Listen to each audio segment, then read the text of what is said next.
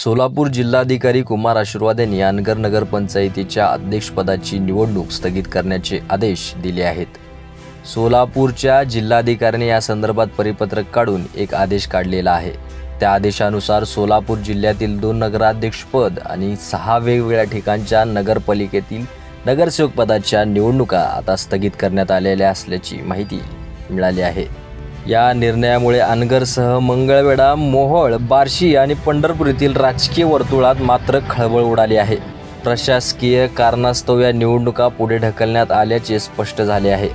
सोलापूर जिल्ह्यातील 2 नगराध्यक्षपद आणि 6 नगरसेवक पदाच्या निवडणुका स्थगित करण्यात आल्या आहे।